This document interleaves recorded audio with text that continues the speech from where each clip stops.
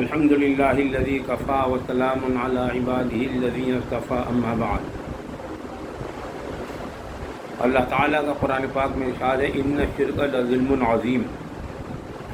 شرک جو ہے وہ سب سے بڑا ظلم ہے۔ ایک ظلم اور زیادتی تو وہ ہے جو آپس میں ایک دوسرے کے ساتھ کوئی بھی کرے، اور عام طور سے معروف ذہن میں یہی ظلم آتا ہے، لیکن اللہ تعالیٰ نے شرک کو سب سے بڑا ظلم کہا۔ کیوں؟ شرک کیا ہے؟ اللہ کی ذات میں، اس کے صفات میں، اس کے افعال میں کسی بھی اعتبار سے کسی مخلوق کو شریک کرنا۔ اس لیے فرمایا ان الشرک لظلم عظیم۔ آج میں اسی پر کچھ عام فہم انداز کے اندر کچھ علمی نقطہ ایک آدھ بتانے کی کوشش کرتا ہوں تاکہ اللہ کے آگے جواب دہی سے روکیں۔ ایک ہے شرک جلی۔ شرک جلی کہتے ہیں اللہ کی ذات میں، اس کے صفات میں، اس کے افعال میں کسی کو شریک کرنا۔ جی، تو یہ تو کوئی اہل ایمان نہیں کر سکتا، تصور بھی نہیں کیا جا سکتا کہ کوئی مسلمان ایسا شرک کرے گا۔ ایک ہے شرک خفی۔ شرک خفی کہتے ہیں اسباب کو نافع اور ضار سمجھنا۔ حقیقی نافع اور ضار، نفع دینے والی ذات، نقصان دینے والی ذات اللہ کی ہے اور دنیا دار سبب ہے، لیکن سبب کو اختیار کرتے وقت ذہنی اور فکری اور شعوری طور پر اسی کو جو ہے نافع اور ضار سمجھ لیا، تو یہ شرک خفی ہے۔ شرک خفی سے بچنا چاہیے۔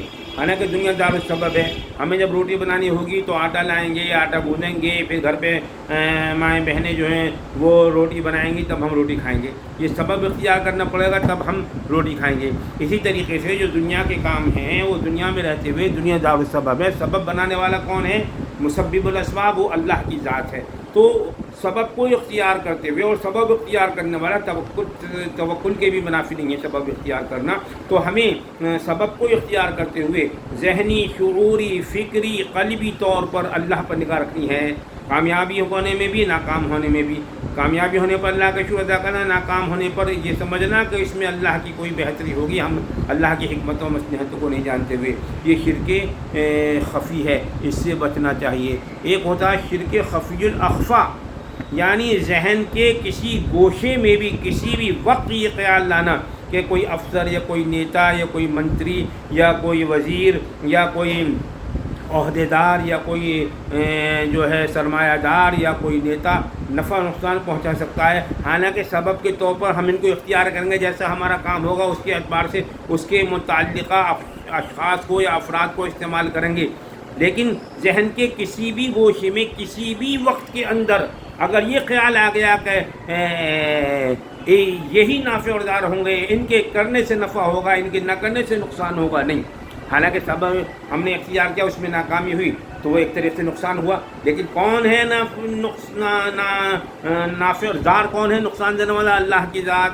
ہمیں فائدہ ہوا، ہمارا کام ہو گیا، تو کون ہے؟ اللہ کی ذات۔ یہ شرک خفی الاخفا ہے۔ تو ہمیں شرک خفی سے بچنا ہے، شرک خفی الاخفا سے بچنا ہے۔ توحید فعلی یہ ہے کہ یہی سب سے خطرناک ہے۔ ہمارے شیخ اور ہمارے استاد کہا کرتے تھے ایک آگ کا دریا ہے اور ڈوب کے جانا ہے۔ یہ توحید فعلی، یہی اچھے اہل علم بھی تھوڑا ڈگمگا جا جاتے ہیں، توحید فعلی۔ اور یہ سمجھیے کہ شرک خفی الاخفا سے ہم محفوظ رہیں، ذہن کے کسی قلب کے کسی گوشے میں بھی، تحت شعور میں بھی مخلوقات میں سے کسی کے بھی نافع اور ضار ہونے کا خیال نہ آئے، جس کو اللہ تعالی نے قرآن پاک میں اس طرح بیان فرمایا لہا ما کسبت وعلیہا ما اکتسبت۔ تو یہ چیزیں میں نے عام فہم انداز سے ہمیں رکھنی ہیں۔ ایک توحید اسمی ہے، اللہ کی ذات کے اندر، اللہ کے ناموں کے اندر کسی کے شریک کرنا۔ توحید فعلی، اللہ کے کاموں میں کسی کو شریک کرنا۔ توحید وصفی، اللہ کی صفات میں کسی کو شریک کرنا۔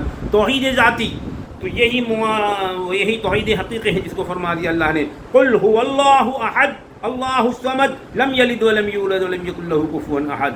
اللہ تبارک تعالی جو ہے قائم بخود ہے، حدیث میں آتا ہے، حالانکہ اس حدیث میں بہت سے لوگ کلام کرتے ہیں، لیکن بہرحال میں اس حدیث کو کہتا ہوں کنت کنزا مخفیا فاحببت ان اعرف فخلقت الخلق، میں ایک چھپا ہوا خزانہ تھا، جب میں نے چاہا کہ پہچانا جاؤں میں نے مخلوق کی تخلیق کی۔ مخلوق کے ذرے ذرے سے، مخلوق کے میں اللہ تعالی نے جو صفات رکھی ہیں، جو ان کی وجود ہیں، ان سب سے اللہ کی معرفت معرفت حاصل کرنا، اللہ کو حاصل کرنا، اور یہ کتابوں سے نہیں آتا۔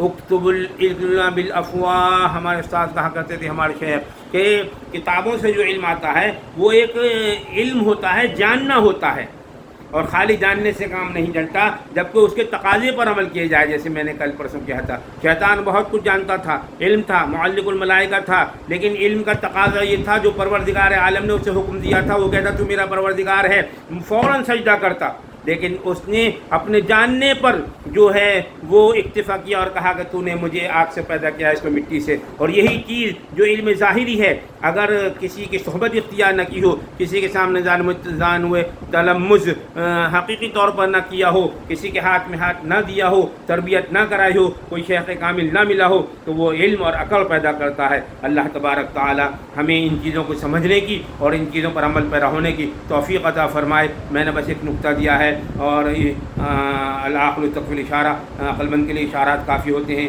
کوشش کیجیے کہ اس میں علم لدنی کے بھی اسباب ہمیں اللہ تعالی فراہم کرے، اور مواحد حقیقی ہوتے ہوئے دنیا کے تمام معاملات کو ادا کرتے ہوئے ہم اللہ کے پاس جائیں۔ اس آیت مبارکہ کا اہل بنا کر اور مصداق بنا کر اللہ تعالی ہمیں اپنے پاس بلائے۔ یا ایتھا النفس المطمئنہ ارجعی الی ربک راضیۃ مرضیہ فادخلی فی عبادی وادخلی جنتی، وآخر دعوانا ان الحمد للہ رب العالمین۔